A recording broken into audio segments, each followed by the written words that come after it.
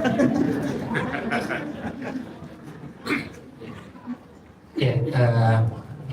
Bismillahirrahmanirrahim. Wassalamualaikum warahmatullahi wabarakatuh. Pertama kita menyampaikan ucapan terima kasih pada Ustaz kita, Sobari atas pahamnya yang luar biasa. Kemarin siang pada sore saya bertemu dengan teman beliau, Direktur INSIS, dan juga Bapak Ustaz. Lalu menyampaikan salah satu perlu diundang di satu tempat dan para Ustaz sudah bayar, tapi peserta mudah kurang gitu. Karena yang beliau sampaikan itu memang perlu dicerna dengan baik dan materinya sangat mendalam.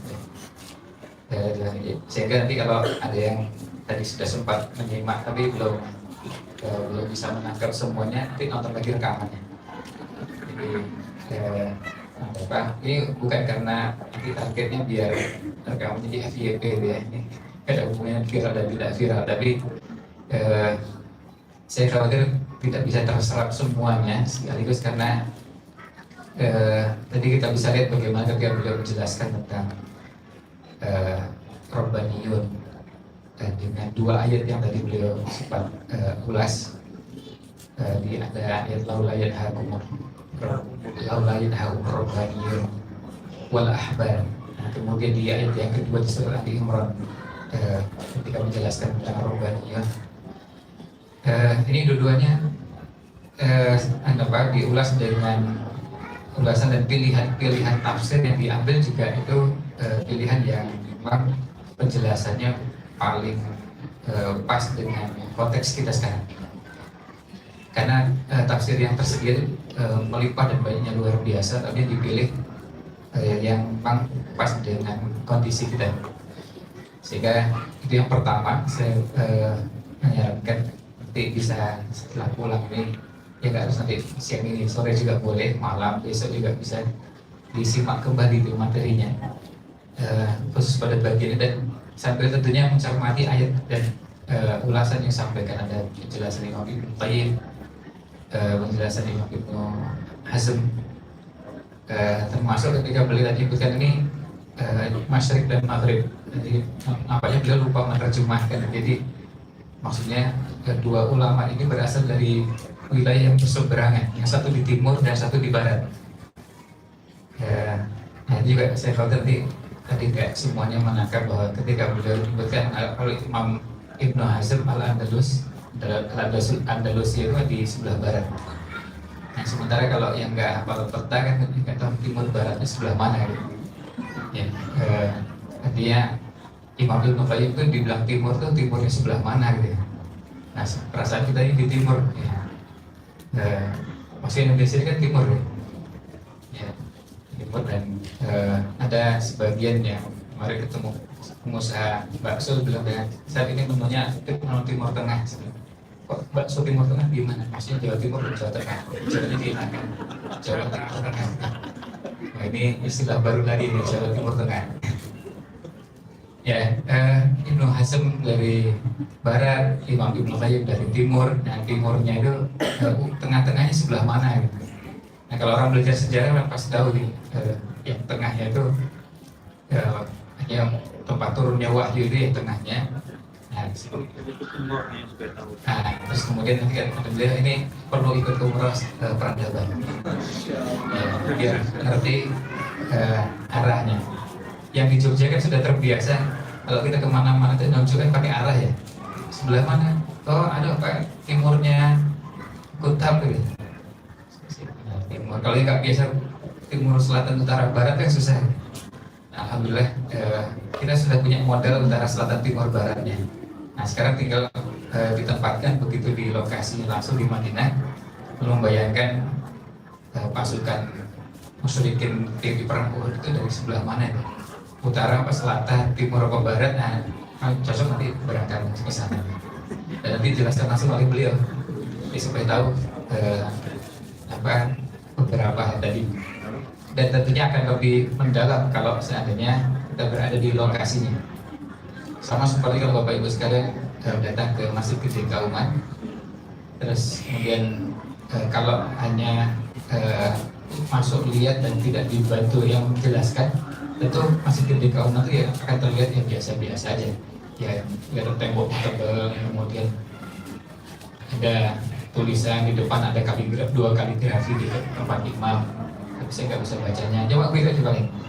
Tapi begitu yang menjelaskan ke orang yang paham, itu kan akan sangat berkesan. Bayangkan ada kaligrafi dituliskan menjelaskan hadis yang paling besar pahalanya untuk orang yang datang menghadiri sholat Jumat di awal waktu. Man wassala wa tasal wa bakkara wa takara. Terus kemudian wadana minal imam. Jadi siapa yang mandi di awal, yang mandi bersih, kemudian berangkat di awal, kemudian mengambil posisi dekat dengan imam. Bayangkan setiap langkahnya, satu langkah pahalanya setara dengan sholat setahun dan puasa setahun. Kalau kita kemarin nggak pernah ada ceritanya 2 langkah, 3 langkah, kan bisa puluhan bahkan bisa ratusan langkah. Itu yang milih kaligrafinya itu siapa itu? Nah itu kan waktu yang dijelaskan akan menjadi sangat berkesan. Kalau kita berkunjung ke museum di Ponorogo yang di mana tempatnya? Tegalrejo. Tahu ya pernah ke Tegalrejo ya? Kalau kita datang ke museum di Ponorogo di Tegalrejo, kita masuk kan, kalau pas nggak ada yang menjelaskan, kita masuk dari depan sampai belakang, kemudian balik lagi. Ada apa yang istimewa dari tempat itu? Tapi ketika yang jelaskan ke situ ada orang yang memang ahli sejarah dan dijelaskan tembok yang dijebol itu dijebol oleh Pangeran Diponegoro dan pakai tangan tebalnya setebal itu. Kita bayangkan ini tangannya kayak apa ini? Belajar ilmu bela diri apa gitu bisa menjebol seperti itu. Kalau bawa sejak awal misalnya bawa alat-alat berat, nah, kita sudah mengatakan dia percaya bisa menjebol tembok sebesar. Nah itu pentingnya ketika belajar Sirah Nabawiyah mendapatkan penjelasan langsung dari orang yang mumpuni, orang yang ahli.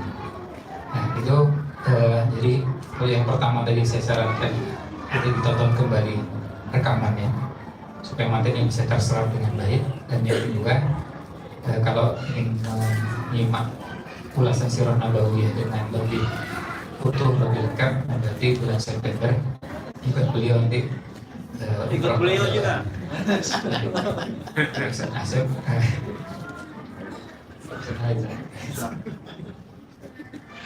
jadi ya saya nanti insya Allah cuma menjelaskan aja yang membimbing Ustaz Ridwan itu ceritanya gitu loh. Jadi kalau dia ada di layar ada 2 foto ya itu karena saya insya Allah menjelaskan Ustaz Ridwan yang membimbing. Saya nunjuk juga perhatikan apa yang disampaikan. Itu yang membimbing ya. Jadi Bapak Ibu mohon disimak, dengarkan dan ya. Nah itu yang kedua. Kemudian terkait dengan acara kita di kesempatan pagi sampai siang ini, alhamdulillah kita tentu bergembira di satu sisi bahwa anak-anak kita sudah sampai pada tahap tertentu, ada perjalanan belajar. Karena ketika kita membahasakan thalabul ilmi, salah satu kata kunci penting adalah bahwa itu adalah perjalanan.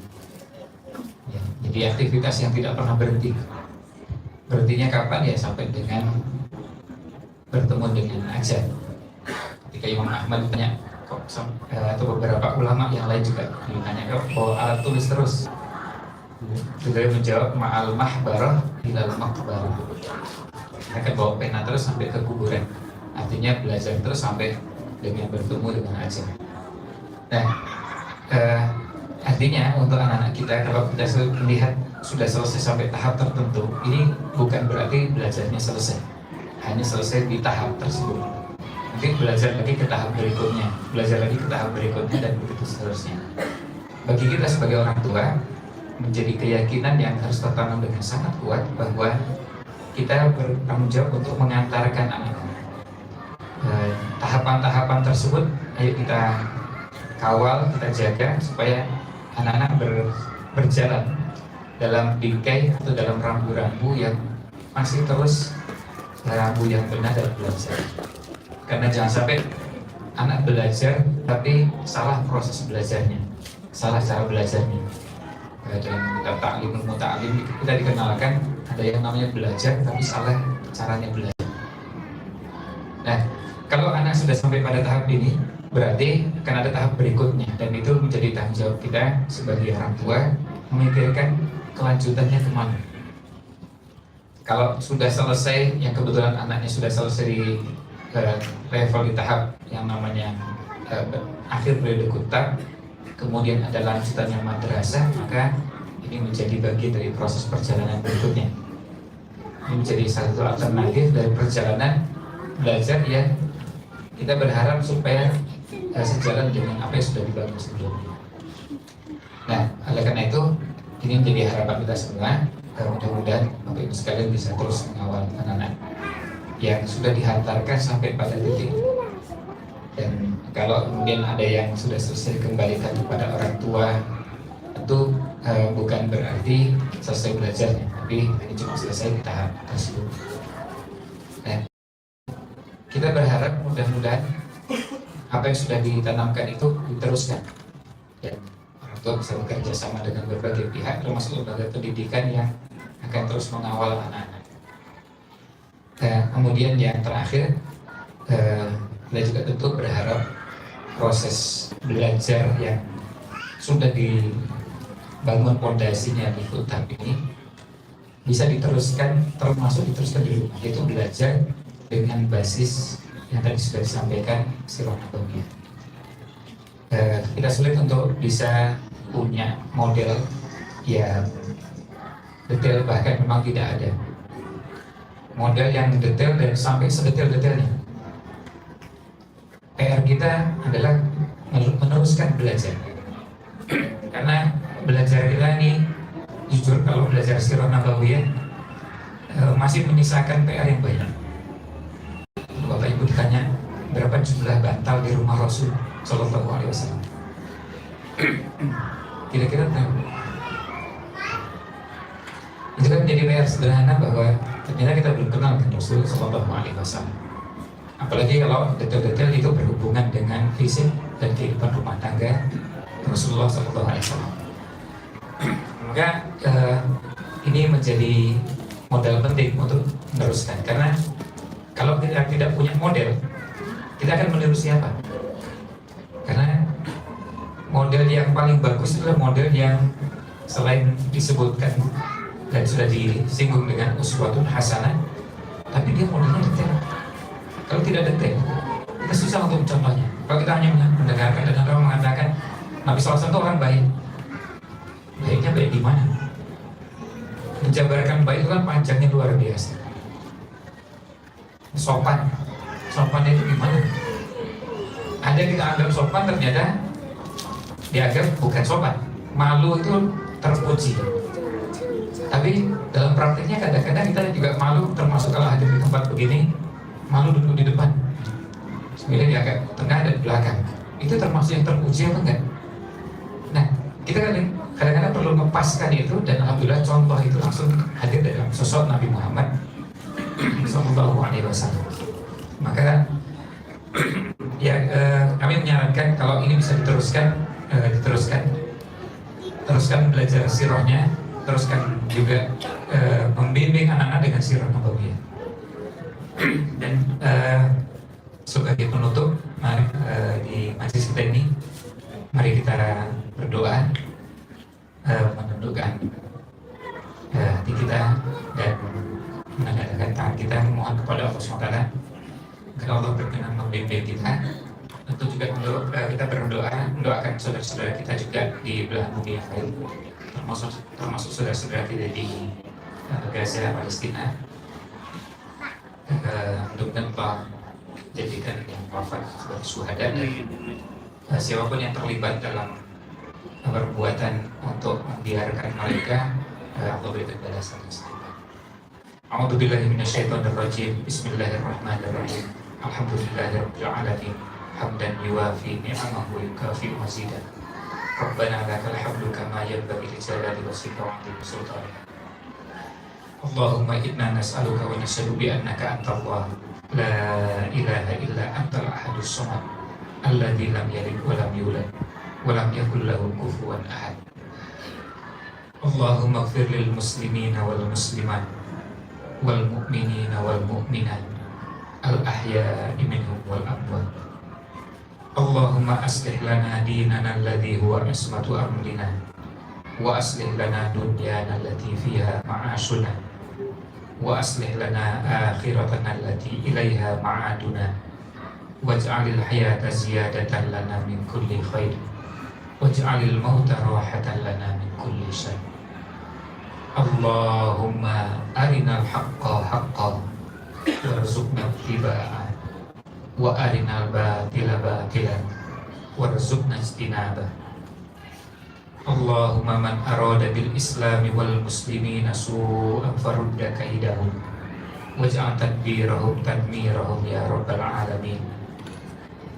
Allahumma najjil mustad'afina minal mu'minina fi Ghazzah.